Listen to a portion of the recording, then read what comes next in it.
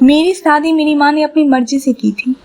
मुझे शादी बिल्कुल नहीं करनी थी, लेकिन मेरी माँ ने ज़बरदस्ती मेरी शादी कर दी। मेरी माँ का कहना था कि मैं उस लड़के के साथ बहुत खुश रहूँगी। दरअसल मेरे बचपन से ही बहुत गरीबी के दिन काटे थे।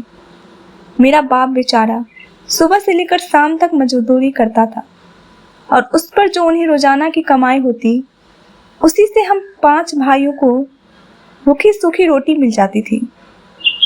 मेरी माँ भी अपनी पूरी कोशिश करती थी कि कोई हुनर आजमा कर थोड़ा बहुत मुश्किल वक्त के लिए जोड़ कर रखे।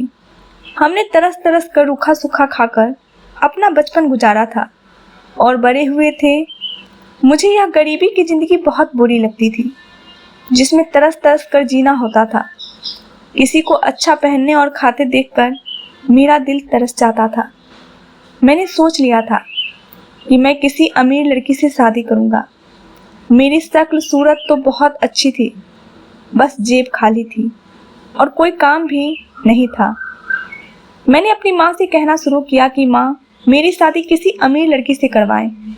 भले ही वह लड़की काली हो, गूंगी हो या लंगड़ी हो, मुझे इससे कोई फर्क नहीं पड़ता। मुझे बस पैसे चाहिए। मेरी बात सुनकर मेरी माँ बहुत हैरान हुई थी और वह मुझे डांटने लगी। कहने लगी कि राजेश, इतना लालची मत हो। लालच का अंजाम बुरा होता है। किसी अच्छी सीधी सादी गरीब लड़की से शादी करेगा तो जिंदगी की चैन से काटेगा, नहीं तो पूरी जिंदगी अपनी अमीर ससुराल के तलवे चाटते रहेगा। गरीब की औलाद हो, गरीब बनकर रहो। पैसे कमाने का इतना ही शौक है तो अपने दम पर कमाओ, खुद कुछ करो, पढ़ो लिखो, आगे बढ़ो, किसी काबिल बनो। ऐसे निकम्मे रहोगे तो कोई पागल ही होगा जो तुमसे अपनी बेटी की शादी करेगा। माँ की बात तो बिल्कुल ठीक थी, लेकिन मैं भी पीछे हटने वाला नहीं था। मैंने भी सोच लिया था कि शादी करूंगा तो ऐसी लड़की से करूंगा जो मेरे दिन बदल दे, खूब पैसे वाली हो। अपने सपने को पूरा करने के लिए मैंने दिन रात एक कर दिए, अपने ऊपर मेहनत करना शुरू कर दी। जाहिर है आजकल की लड़कियां किसी की जेब देखकर नहीं, बल्कि खूबसूरत शक्ल सूरत पर ज़्यादा मरती हैं। मेरी शक्ल तो अच्छी थी, बस थोड़ा सा खुद को तराशने की ज़रूरत थी। फिर 2-4 दिन किराए के कपड़े और सूट पहनकर तो कुछ और ही ज़्यादा अच्छा लगने लगा था कि जैसे किसी अमीर बाप की इकलौती औलाद हूँ। रोज तैयार होकर और हीरो बनकर कॉलेज के गेट के बाहर खड़ा हो जाता। यह सब करते हुए मुझे काफ़ी समय हो गया था, लेकिन मेरा काम नहीं बन रहा था। काम तो नहीं बना, बल्कि किराए वाले आदमी का कर्जा बढ़ गया। जब माँ से पैसे मांगे तो माँ ने साफ मना कर दिया। पापा से तो उम्मीद ही नहीं थी। आखिरकार खुद की कोई छोटा मोटा काम करना शुरू कर दिया, क्योंकि लड़की मिलना ना मिलना तो बात की बात थी। लेकिन अगर कपड़े के किराए के पैसे ना देता तो वह आदमी मेरा बुरा हाल कर देता। इसलिए कर्ज उतारने के लिए छोटा मोटा ही सही, लेकिन मैं काम करने लगा। रोज की कुछ ना कुछ कमाई हो ही जाती थी और वह कमाई मैं खुद पर ही खर्च करता। मैं खुद को ज़्यादा से ज़्यादा अमीर दिखाने की कोशिश करता। मैं सोचता कभी ना कभी तो कोई अमीर लड़की मेरे जाल में फंस ही जाएगी। यह मेरी जिंदगी का सबसे बड़ा सपना तो था, अब यह मेरा लक्ष्य भी बन चुका था। दूसरी तरफ मेरी माँ ने देखा कि मैं किसी काम में लग गया हूँ, कुछ ना कुछ कमाने लगा हूँ। ठीक है, घर में नहीं देता, लेकिन कम से कम अपने चोचले तो अपनी कमाई से पूरे कर रहा है। तो मेरी माँ ने यही समझा कि शायद मुझ पर मेरी माँ की नसीहत का असर हो गया है और मैं हकीकत को समझ गया हूँ। इसलिए मेरे लिए अपने बराबर के घर में रिश्ता देखना शुरू कर दिए। मुझे बिल्कुल भी जानकारी नहीं थी कि मेरी माँ ने मेरी शादी के लिए लड़की ढूंढ रही है। मुझे पता तो उस दिन चला जब काम पर जाने से पहले माँ ने कहा, आज काम पर मत जाओ, लड़की वाले आ रहे हैं तुम्हें देखने। माँ की बात सुनकर मुझे बहुत हैरत हुई। अगर लड़की वाले हमारे घर आ रहे हैं तो इसका साफ मतलब है कि मेरी माँ लड़की देखकर आ चुकी है। आपने रिश्ता कब देखा है माँ? मैंने माँ से सवाल किया तो मेरी माँ हंसकर बोली, 1 महीने से रिश्ते देख रही हूँ, कोई 8-10 घर देख चुकी हूँ, लेकिन मुझे उन सब में यह लड़की और उसके घर वाले बहुत अच्छे लगे हैं, इसलिए अपने घर बुलाया है। मैंने जल्दी से पूछा, माँ ये लोग पैसे वाले हैं? मेरी बात सुनकर मेरी माँ ने मुझे घूरना शुरू कर दिया और खूब बातें सुनाई। इससे पहले कि मैं अपनी माँ को कुछ जवाब देता या मैं कुछ उन्हें समझाता, उसी वक्त दरवाजे पर दस्तक हुई। यकीनन रिश्ते वाले पहुंच चुके थे। मैं मायूस मुंह बनाकर खामोश हो गया। वो लोग वापस गए तो रिश्ते के लिए हाँ कर कर गए थे। उन्हें मैं और हमारा घर दोनों पसंद आया था। माँ तो खुशी से फूले नहीं समा रही थी, लेकिन मुझे कोई खुशी नहीं हो रही थी। मुझे तो रिश्ता होने की खुशी तब होती जब लड़की किसी अमीर घराने से होती और उससे शादी करने के बाद मेरी जिंदगी बदल जाती। उस समय मैं लालच में अंधा हो चुका था। मुझे कुछ भी दिखाई नहीं दे रहा था। इंसानियत और संस्कार मुझे उस समय कुछ भी दिखाई नहीं दे रहे थे। लेकिन मेरी माँ लालच में अंधी नहीं हुई थी। वह संस्कार को और इंसानियत को पैसे से ज्यादा अहमियत दे रही थी। लड़की का घराना बहुत ही शरीफ और संस्कारों वाला था। लड़की भी सीधी सादी और संस्कारों वाली थी। इसलिए मेरे लाख मना करने पर भी मेरी माँ नहीं मानी और मेरी मंगनी के साथ ही मेरी शादी की तारीख भी तय कर दी गई। मैं चाहकर भी कुछ नहीं कर सकता था। मैं इस शादी से बचना चाहता था।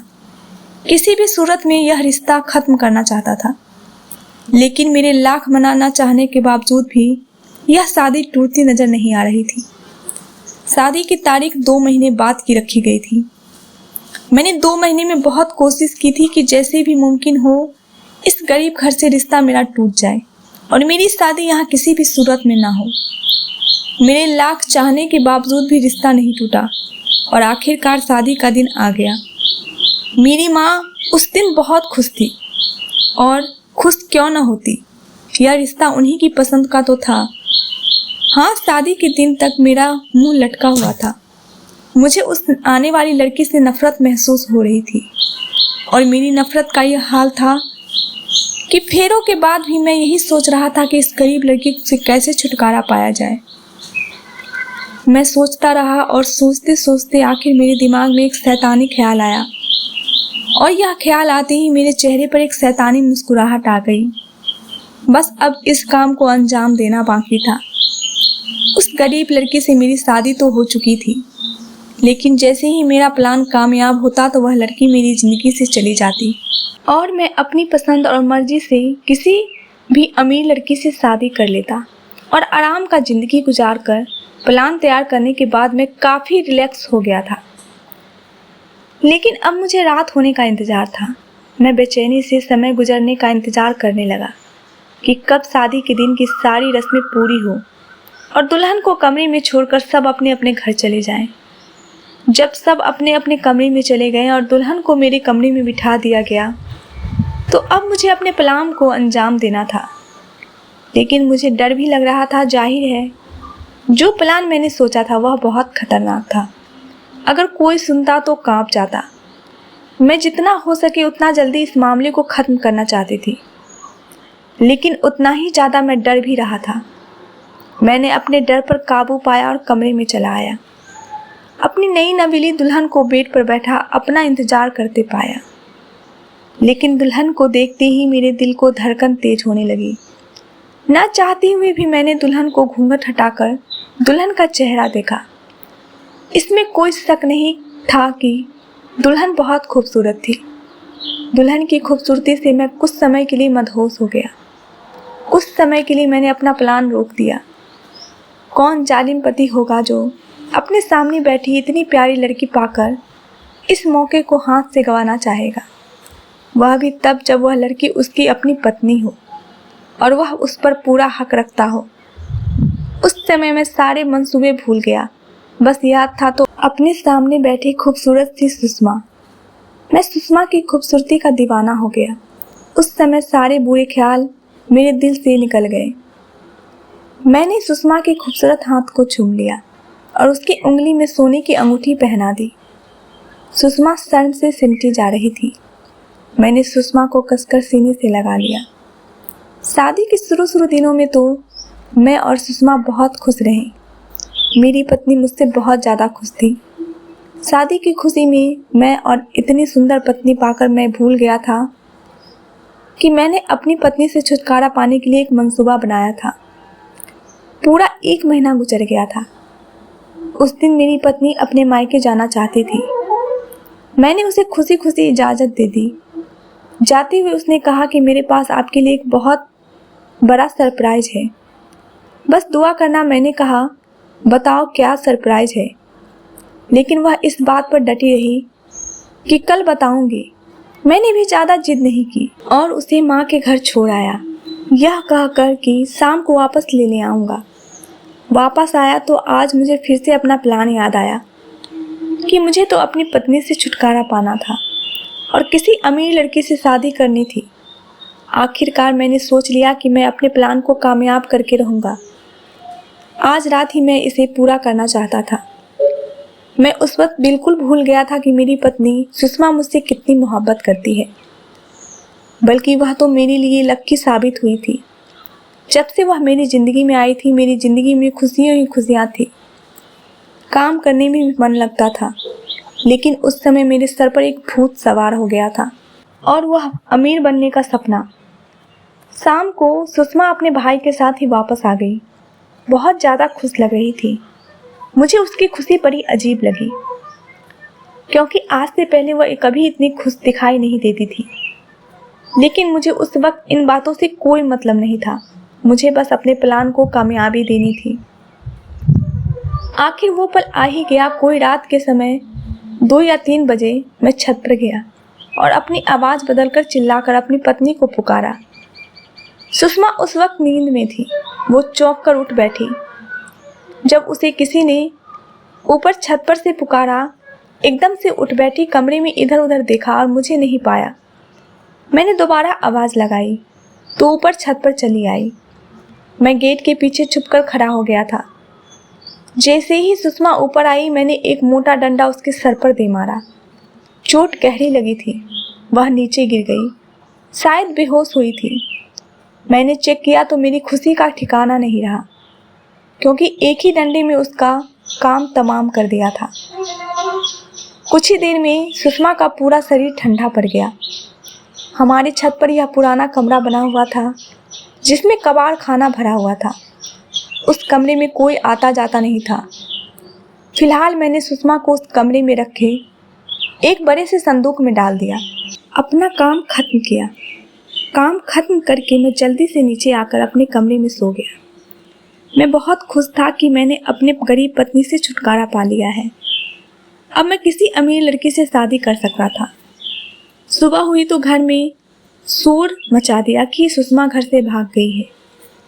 पहले यह बात पर मैं फैली, उसके बाद मोहल्ले में, उसके बाद रिश्तेदारों में, और फिर सुषमा के घर वालों को भी यह बात पता चल गई कि सुषमा घर छोड़कर भाग गई है। मैं नकली मगरमच्छ के आंसू बहाने लगा। सब सुषमा को भला बुरा कह रहे थे। यहाँ तक कि मेरे ससुराल वाले भी अपनी बेटी सुषमा को ही बुरा कह रहे थे कि उसने उनकी नाक कटा दी। और मैं अंदर ही अंदर खुश हो रहा था। सोच रहा था कि चलो अच्छा हुआ, जैसा सोचा था वैसा ही हुआ।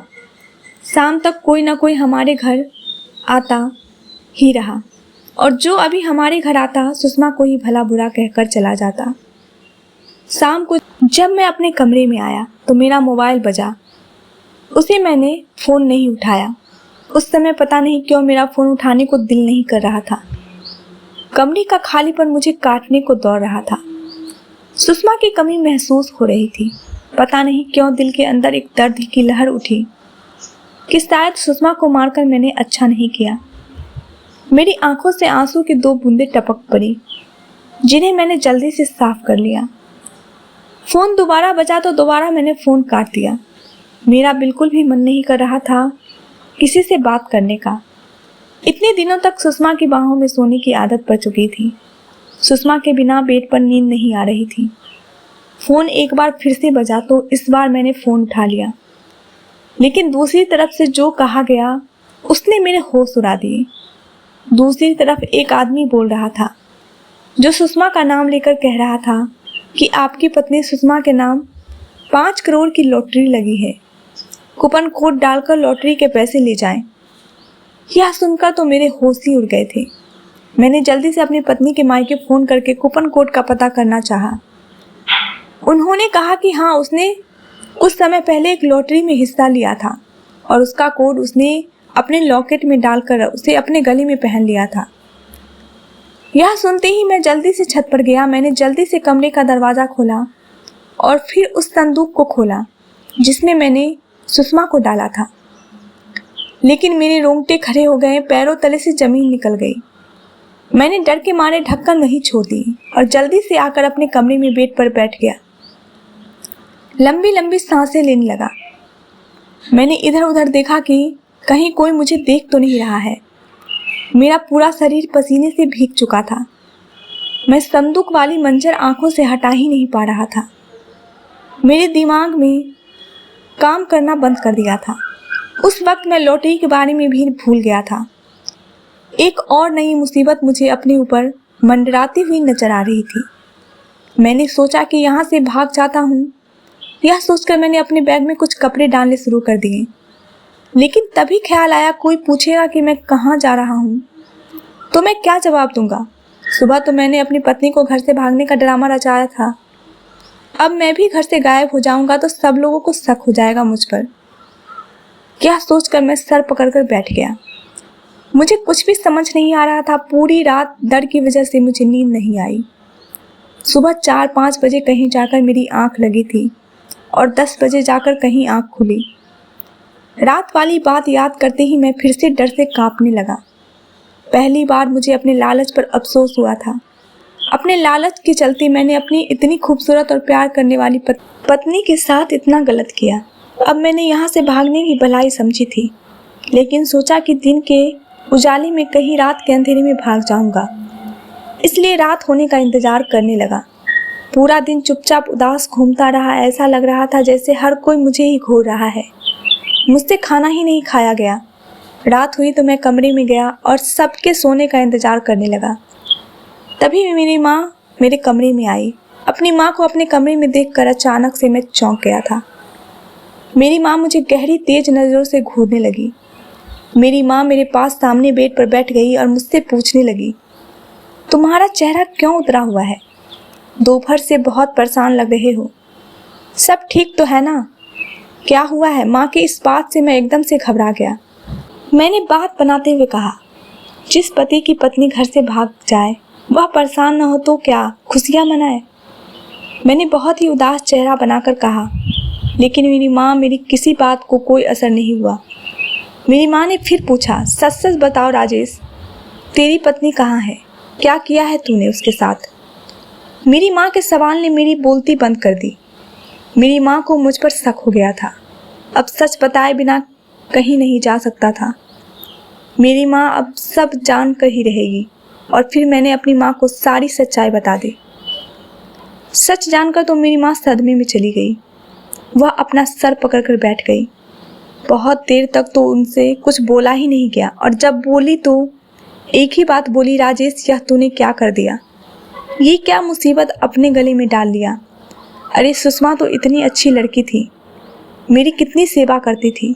इस घर को अपना मानकर और हम लोगों को अपना मानकर उसने हम पर कितना विश्वास किया था और तूने उसी के साथ इतना बड़ा विश्वासघात किया। भगवान तुझे कभी माफ़ नहीं करेगा और ना ही मैं तुझे कभी माफ़ करूँगी। मेरी माँ ज़ोर ज़ोर से रोई जा रही थी और साथ ही साथ मुझे कोस रही थी कि ये कैसी औलाद पैदा की है। मैंने जैसे तैसे उस करके माँ को शांत किया। जब माँ थोड़ी शांत हुई तो कहने लगी, मुझे तो लगता है तेरी पत्नी पर किसी भूत या प्रेत का साया था। माँ की बात सुनकर मैं और ज़्यादा डर गया। मैंने माँ से कहा, माँ मैं यह शहर छोड़कर जा रहा हूँ। हो गया कि मैं मर चुकी हूँ तो उसने मुझे एक संदूक में बंद कर दिया। राजेश के जाने के बाद मैं उस संदूक से निकली और किसी तरह अपने घर पहुँची।